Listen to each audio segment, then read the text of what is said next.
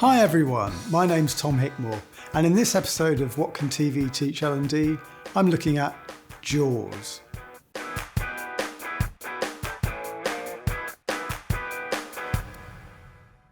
I make drama for learning, so I'm taking popular TV drama and looking at it with an analytical eye, asking what can we learn from this that can be applied to the field of learning and development.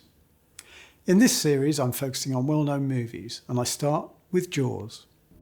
Just in case you're unfamiliar with the film, Jaws is Steven Spielberg's breakthrough movie, the one that made him famous.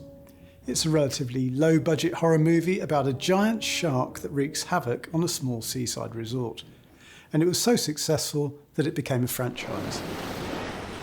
I'm going to look at a couple of principles demonstrated in this film that we can apply to the kinds of drama we produce in L&D. Because in L&D we're used to explaining stuff, we tend to forget that drama isn't very good at this. What it is good at is taking us into the minds of our characters. Drama in learning works by engaging the viewer's imagination and making it active. And this happens when we take our audience into the mind of a character and put that character into a difficult situation. There's a nice example of this quite near the beginning of the film. In the inciting incident, the existence of a danger in the water is established. And this is further developed as we see the sheriff confront the mayor, demanding the beach be closed. But the mayor refuses because tourists are essential to the economy of the town. Without this context, the following scene of the sheriff at the beach with his own family could be just banal. There's nothing happening. It's a normal, sunny day at the seaside, but the context has allowed us to see it through the eyes of the sheriff. The idea of the shark attack, followed by the mayor refusing to close the beach.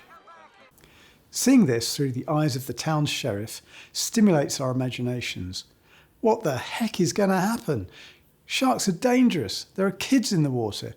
Are you just going to sit there and do nothing just because your boss, the mayor, says you should?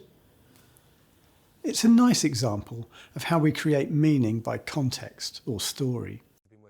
Similarly, in a corporate drama, we build context to take us into the head of a character. Having set up the situation, the audience knows what this character is thinking. Now they use their imagination actively to explore what they might do if it were them. Active imagining is the most powerful application of drama in learning.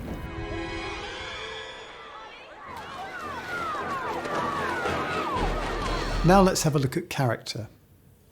In L&D, there is often a fear of showing characters who are anything less than perfect, because we're representing the members of staff of the commissioning organisation. The problem for the dramatist is that we need conflict between characters, or there is no drama. In Jaws, one of the main character conflicts is between the oceanographer, Hooper, played by Richard Dreyfuss, and the marine adventurer, Quint, played by Robert Shaw. This relationship is characterised by their two different approaches to the problem of catching the shark, with Quint calling for brute strength and cunning, and Hooper championing technology and scientific analysis. In other words, neither of them is bad. The conflict comes from their avowed different approaches to solving the same shared problem. Proves that you wealthy college boys don't have the education enough to admit when you're wrong. Here is a lesson for corporate drama. A salesperson and a production person will have different motivations, but both seek the same ultimate goal. The conflict comes from their differing expertise and their individual worldviews.